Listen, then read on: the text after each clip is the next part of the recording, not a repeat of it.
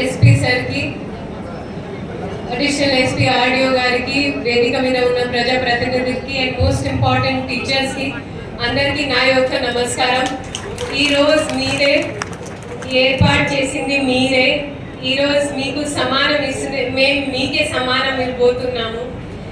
సమానం విషయానికి వచ్చేసరికి నా మీద విపరీతంగా ఒత్తిడి ఉండే. బట్ ఒక 8,000 మందిలో ఒక 500 మందిని మాకు మీ ప్రియతమ డిఓ గారు ఒక నివేదిక తీసుకొని వచ్చారు. నేను చెప్పిన 8 విషయానికి వస్తాను, కానీ నేను 500కి ఒప్పుకోను. ఎందుకు తెలుసా?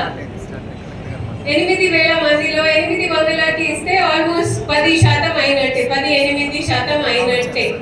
మరి దానికి అంత విలువ ఉండదు.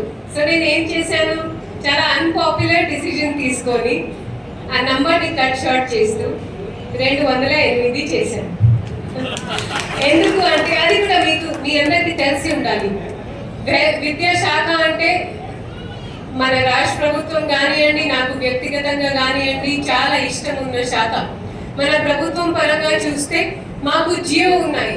మైనింగ్ నుంచి వచ్చిన ప్రత్యేక ఫండ్ని తప్పకుండా ఒక 70% ఎడ్యుకేషన్కి ఇవ్వాలని మన రాష్ట్ర ప్రభుత్వం నిర్ణయం తీసుకునేది. అది చాలా చరిత్రాత్మక నిర్ణయం. ఎందుకంటే ఎప్పుడో కొన్ని విషయాలతో మనం సీసీ డ్రైన్స్ ఫలానా ఇది రోడ్ కావాలి ఇది కావాలి అని, సరే ఇన్ఫ్రాస్ట్రక్చర్ కూడా అవసరం, కానీ విద్యాశాఖతో ఉన్న ప్రేమ, విద్యాశాఖకి ఇస్తున్న విలువ ఇది ఆ జియోతో మన అందరికీ తెలిసిపోతుంది. సో ఈరోజు 208 మందికి ఈరోజు అవార్డు పొందుతున్న వాళ్ళకి నేను శుభాకాంక్షలు, అభినందన ఇస్తున్నాను. మిగతా వాళ్ళు కూడా నిరాశ అవ్వాల్సిన అవసరం లేదు. ఎందుకంటే ప్రతి సంవత్సరం 5th సెప్టెంబర్ వస్తూ ఉంటుంది. మీ అందరూ అంటే మీరు చేసిన పనితో మీరు పోల్చుకుంటే లాస్ట్ ఇయర్ కంటే నేను బెటర్ చేశానా చేయలే అనేది మీరు ఆ మానసికతతో ఉండాలి. ఇప్పుడు మన దగ్గర మన తెలంగాణ జిల్లాలో 33, తెలంగాణ రాష్ట్రంలో 33 జిల్లాలు ఉన్నాయి. అక్కడ సర్లే ప్రతిసారి సివిల్ సర్వీసెస్ డేకి ఒకరొకరు కలెక్టర్ లేదా సెక్రటరీస్కి అవార్డు వస్తూ ఉంటాయి. నాకు ఇప్పటి వరకు రాలేదు. అంటే మనసులో ఆ కోరిక ఉంటుంది, బట్ సర్లే. బట్ నా ఉద్దేశం ఏంటంటే లాస్ట్ టైం నేను చేసిన పని కంటే నేను ఈ ఇయర్ బెటర్ చేయాలి అంతే. అవార్డు వచ్చినా రాకపోయినా పర్వాలేదు.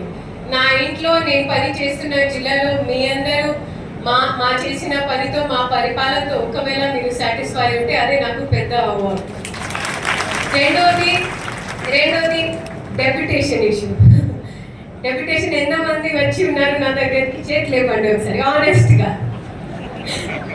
అండ్ ఎంతమందికి నేను చేశాను? సో అది కూడా దయచేసి మీ అందరు గమనించాల్సిందే. మొత్తం చందంపేట్, నాంపల్లి, దేవరకొండని ఖాళీ చేస్తూ నకరేకల్, నల్గొండ ఇప్పటికీ నింపమని చెప్పడం అంటే ఎంత కష్టం. మనం అక్కడ ఉన్న పిల్లలతో అన్యాయం చేసినట్టే కదా. ఎందుకంటే చందంపేట్, పోలేపల్లి అక్కడ చదువుకున్న పిల్లలకి, అలాంటివి మారుమూల ప్రాంతంలో ఉన్న పిల్లలకి మెరుగైన విద్యా సేవ ఇవ్వాలంటే అక్కడ మంచి టీచర్స్ ఉండాలి.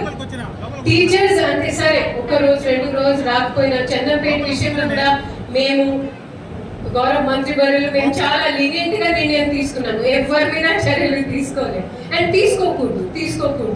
సరే కొన్ని రోజు అసెంబ్లీ టైంలో ఇవన్నీ ఆలస్యం అవుతుంది. మీరు కూడా మనుషులే, మేము కూడా మనిషి, మేము ఒప్పుకుంటున్నాము.